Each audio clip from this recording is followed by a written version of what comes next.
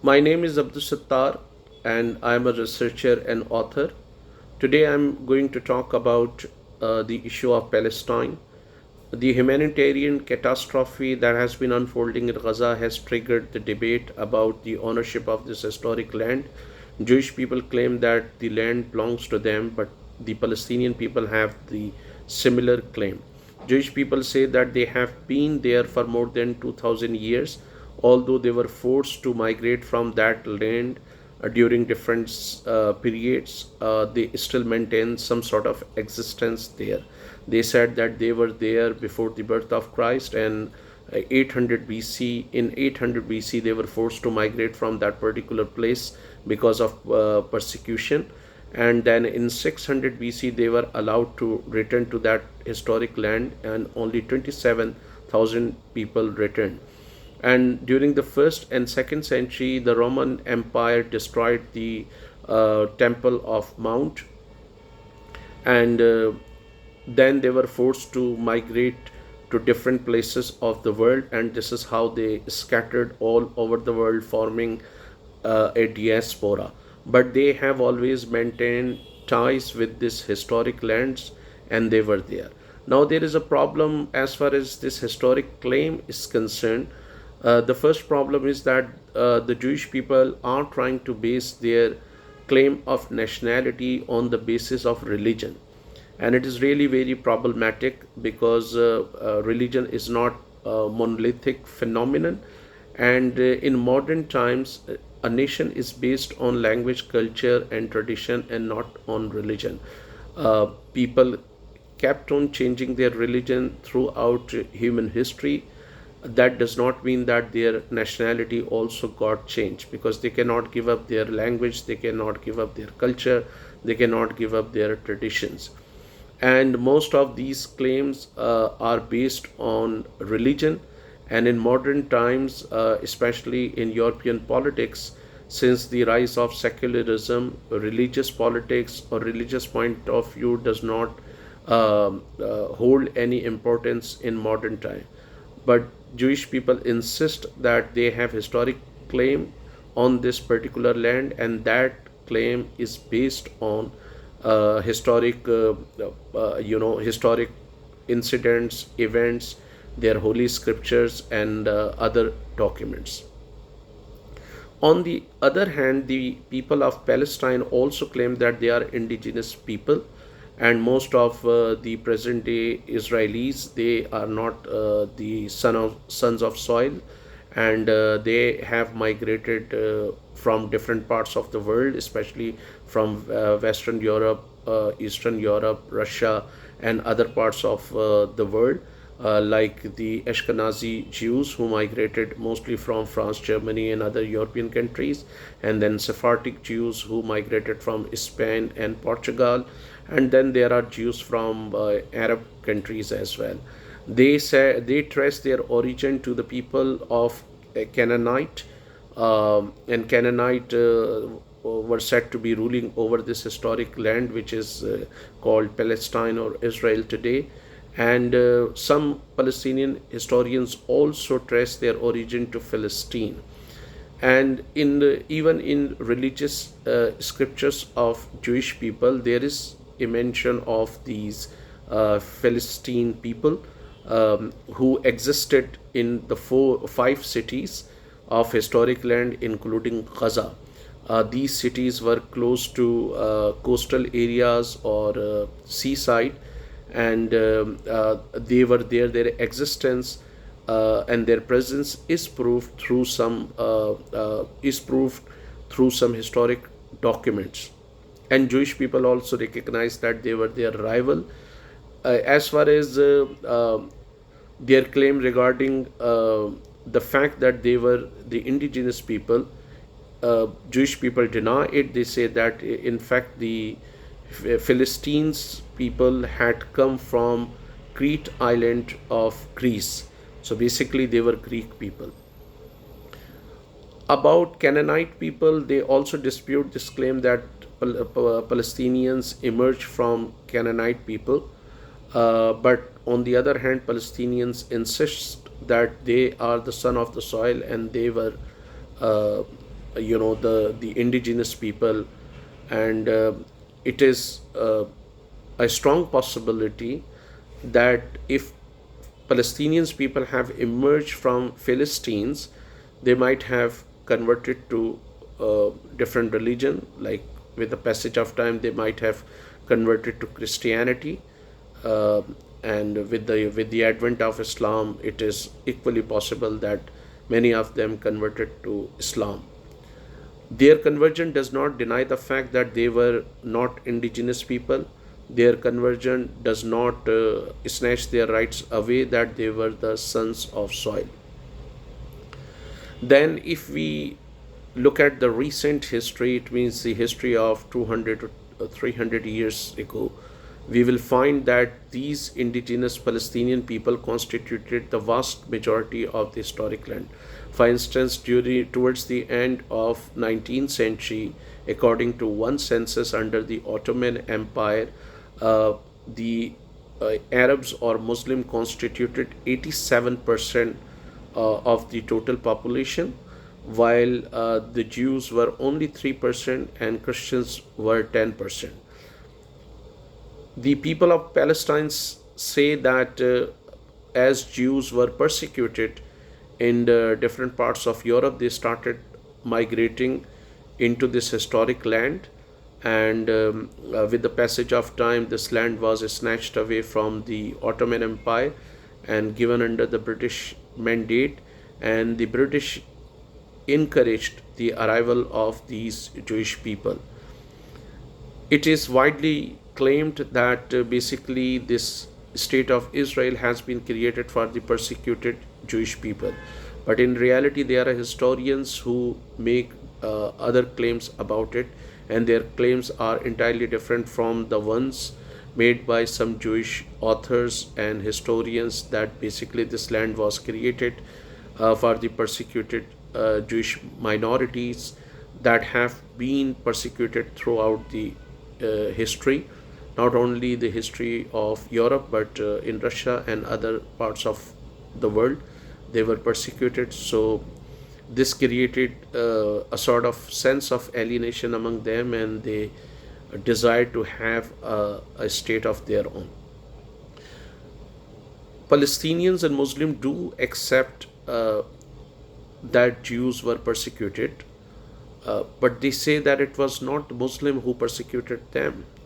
On the contrary, Jewish people were comparatively safer on Muslim lands. For instance, the first big pogrom against the Jewish people in modern times, um, or rather in the last 12 or 13th century, started in Germany, where the Crusaders, before marching towards Jerusalem, uh, or what we call Jerusalem, they persecuted and massacred more than 2,000 Jews in Germany. And similarly, when the Crusaders captured Jerusalem and Palestine and Antioch and other cities in that historic region, they not only killed Muslims but they also killed a lot of Jews. Similarly, Jews were also persecuted on a massive scale in parts of Europe, and they were comparatively safer in Al Andalusia or the southern Spain, where Muslims were ruling. And when Isabel and Ferdinand finally got united, and when they uh, eliminated the rule of Muslims in Al Andalusia or the southern Spain, they not only killed Muslims but they also persecuted Jewish people. And anti Semitism or anti Semitism was so deep rooted in Western culture that a great author and dramatist like William Shakespeare has negatively portrayed a Jewish merchant in Merchant of Venice. That clearly shows how deep rooted this anti Semitism was there. It cannot be argued that the situation of the Jews in Muslim areas was ideal. Nonetheless, they were safer as compared to the Western world. In reality, when Jewish people were persecuted in Spain, they were sheltered in different parts of the world where Muslims were ruling. Similarly, during the Jewish persecution, during the persecution of Jewish people in parts of Europe, again it were Muslim lands where they sought shelter and they were provided protection there. Of course, there must have been some sort of discrimination or some level of discrimination, but intensity of that discrimination was not what it used to be in several parts of Europe. Similarly, more than 6 million Jews were killed during the Second World War. Again, it was not Muslims who were responsible for that killing, or it was not Palestinians who were responsible for that killing. It was rather Western imperialist powers and Western xenophobic ideology that created the conditions in which these unfortunate incidents happened and more than 6 billion Jews were killed. During the First and Second World War, some Muslim countries did offer shelter to fleeing Jews, and many Jews lived in Arab countries as well before the creation of Israel. Even after the creation of Israel, they continued living there. But different wars between Arabs and Jewish people, or the Jewish state, forced these Jewish people living in Arab countries to migrate to Israel or other countries. It is believed that in 1948, more than 800,000 Jews had to flee from Iraq, Egypt, Syria, and other countries, and they had to seek shelter in newly created Israel.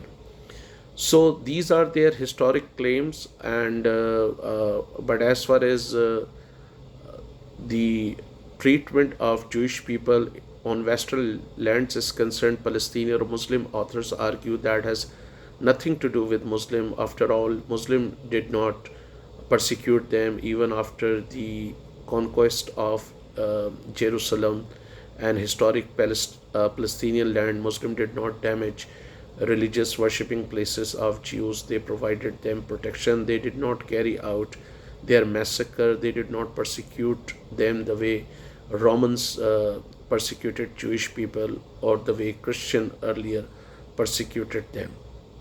There are also some factors as to why the attitude of Muslim towards Jews was comparatively soft and kind, because Muslim did have ties with Jewish people during the time of Prophet, peace be upon him. At one time, they enjoyed Muslim and Jewish people enjoyed very good ties, and Jewish people, like Christians, were declared the people of book.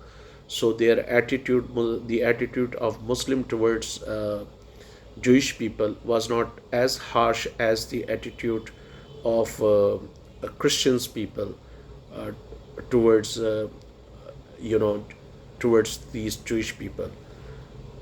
And one of the factors that prompted Christian ruling elite to adopt a hostile attitude towards Jewish people lied in the fact that during the early centuries after the demise of Christ, the Christians remained themselves a persecuted minority. But as soon as they got political power, they started putting restrictions on other religions. They started blaming the Jews for the crucifixion of Christ. There were some natural calamities or plague or epidemics that were also blamed on the Jews. And since Jews were not given any jobs, or they were not encouraged to become the part of the mainstream, political political bodies of that time, they were not given their due share in bureaucracy. They were left with no uh, option but to excel in trade and including money lending as well, which was deeply despised by the Christian clergy. So these were also the factors that fueled sentiments against Jewish people, and they culminated in the unfortunate incidents that happened during the First and Second World War. Uh, the type of pogroms that were staged in Russia, in parts of Europe, were never witnessed in Muslim lands, according to Muslim historians and Muslim historians and Muslim authors, who say that during the Abbasid time, during the Ottoman empires, Jews could hold important positions, and they were the part and parcel of the national life. And then, if we look at uh, during the time of Ottoman Empire and onward, it is claimed that this state of Israel was created for the persecuted minority of Europe, which was the Jewish people. But in reality, they were imperialist design as well. There are reports, historic evidence, historic documents suggesting that the British Empire wanted to drive a wedge between the Jewry, or between the Jewish communist leaders in the Soviet Union, and they also wanted to divide, the Jewish people who had left-leaning and were working in different political parties. Similarly, there is a statement of one of the senior British officials who clearly said that the British government wanted to create a loyal Ulster amidst the hostile Arab state.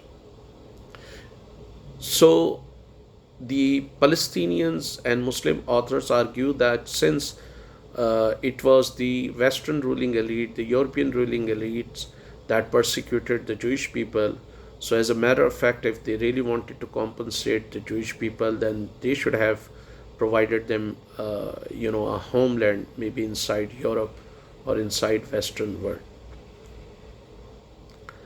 Another issue is uh, regarding the claim of the Jewish people is that despite being part and parcel of national life in several Western societies and several Western countries, they served those countries, investing their all energies. Even then, they were not accepted, and they were not targeted on the basis of their nationality. They were not targeted because they were Jewish and Polish. They were not targeted because they were Ukrainian and Jewish. They were not targeted because they were Russians and Jewish. They were only targeted because of their religion. That's why it makes perfect sense for them to create a state in the name of religion and to create a nation in the name of religion.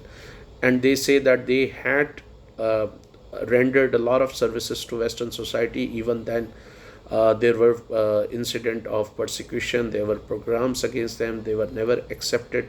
And this is something that was also corroborated by some of the statements of the British officials, with one of the senior British officials admitting that the Jews cannot be assimilated in British society. So it does give some credence to the claims of these Jewish authors and people. And the Jewish people and the authors also claim that once Jews have their own state, they could excel a lot. And they give the example of Israel, which has the second highest startup after the Silicon Valley. Israel has made tremendous strides in different walks of life. But on the other hand, Palestinians and other Muslim authors and independent authors claim that that could not have been possible without the heavy repression that Israel received in the name of Jewish people, and extended and generous support from the United States that has pumped billions of dollars or perhaps trillions of dollars since the creation of the Jewish state. So after the creation of Israel, soon after the creation of Israel, First, earlier it was under the mandate of the British, and when the situation turned ugly, the British requested the United Nation, and then Nation came up with a partition plan in 1945, which was 48, which was accepted by the Jewish people and rejected by the Arabs. Syria, Jordan, Egypt, and other states invaded Israel, and Israel, on the other hand, killed more than, according to some estimates, more than 15,000 Palestinians, forcing more than 700,000 Palestinians to flee those lands. And the relationship between Israel and the British Empire also remained very tricky. At one point, the British Empire supported terrorist outfits of the Jewish immigrants, Haganah, Urgun, and others, because during the 30s, the Arabs revolted against the British, and they were strongly opposed to the immigration policy of the British Empire that allowed the flux of Jewish immigrants into the historic lands.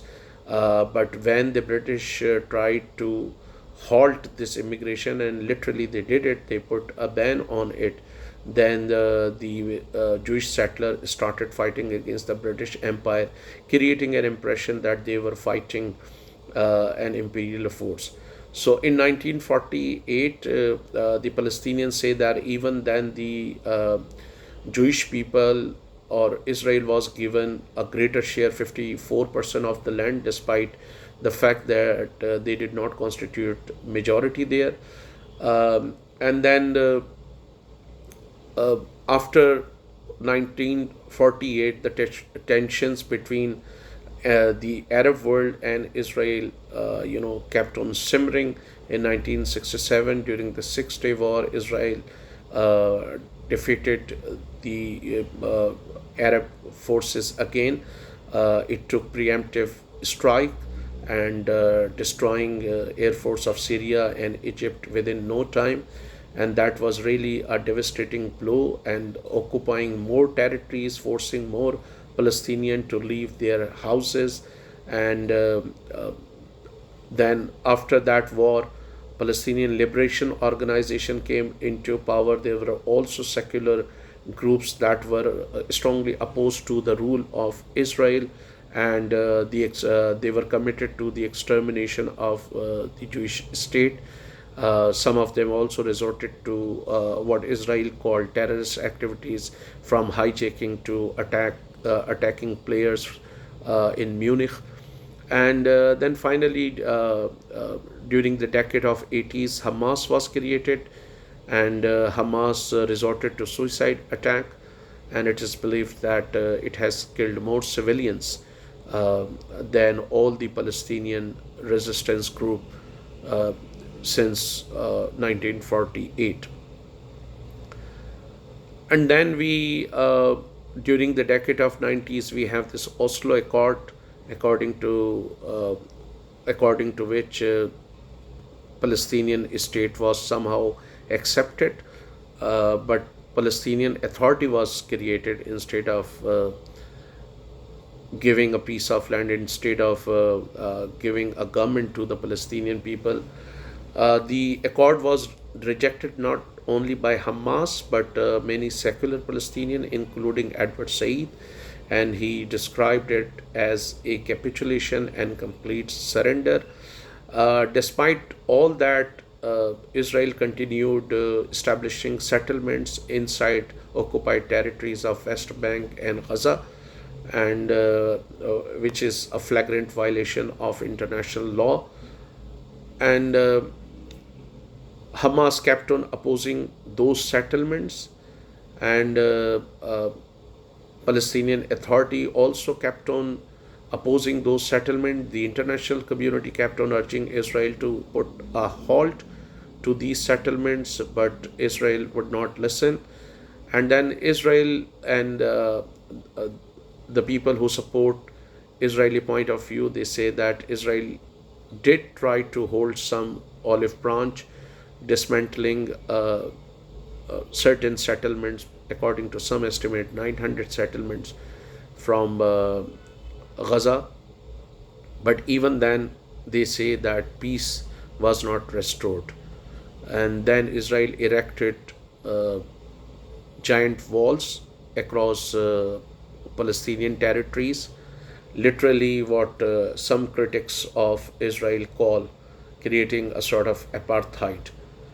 And since Palestinians were not given an equal share uh, in the partition plan, and afterwards their more territories were occupied, and Israel is not ready to go back to the borders of at least 1967. It's not ready to dismantle settlements inside occupied territories.